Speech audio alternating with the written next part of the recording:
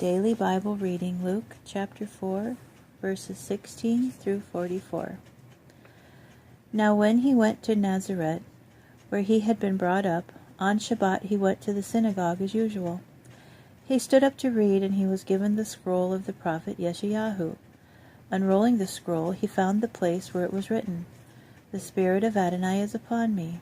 Therefore he has anointed me to announce good news to the poor. He has sent me to proclaim freedom for the imprisoned and renewed sight for the blind, to release those who have been crushed, to proclaim a year of the favor of Adonai." After closing the scroll and returning it to the Shamash, he sat down, and the eyes of everyone in the synagogue were fixed on him. He started to speak to them. "Today, as you heard it read, this passage of the Tanakh was fulfilled." Everyone was speaking well of him and marveling that such appealing words were coming from his mouth. They were even asking, "Can this be Joseph's son?" Then Yeshua said to them, "No doubt you will quote to me this proverb, 'Doctor, cure yourself.' We've heard about all the things that have been going on in Capharnaum. Now do them here in your hometown." "Yes," he said, "I tell you that no prophet is accepted in his hometown." "It's true.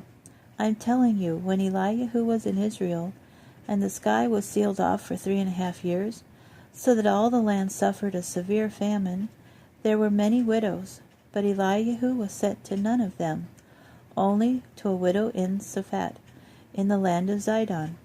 Also, there were many people with serious skin diseases in Israel during the time of the prophet Elisha, but not one of them was healed, only Naaman the Syrian." On hearing this, everyone in the synagogue was filled with fury. They rose up, drove him out of town, and dragged him to the edge of the cliff on which their town was built, intending to throw him off. But he walked right through the middle of the crowd and went away.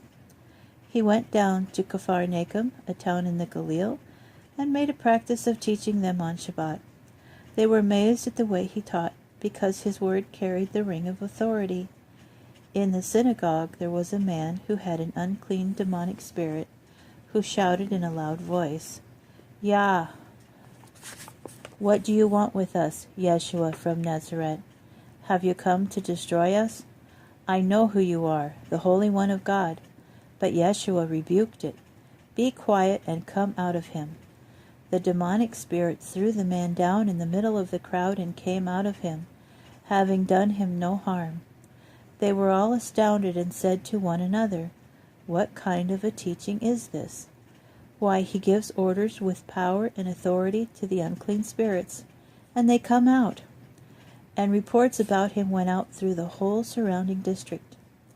Leaving the synagogue, he went to Shimon's house. Shimon's mother-in-law was suffering from a high fever, and they asked him to do something for her. So, standing over her, he rebuked the fever, and it left her. She immediately got up and began helping them. After sunset, all those who had people sick with various diseases brought them to Yeshua, and he put his hands on each one of them and healed them. Also, demons came out of many, crying, "You are the Son of God." But rebuking them, he did not permit them to say that they knew he was the Messiah. When day had come, he left and went away to a lonely spot. The people looked for him, came to him, and would have kept him from leaving them. But he said to them, "I must announce the good news of the kingdom of God to the other towns too. This is why I was sent." He also spent time preaching in the synagogues of Yehudah.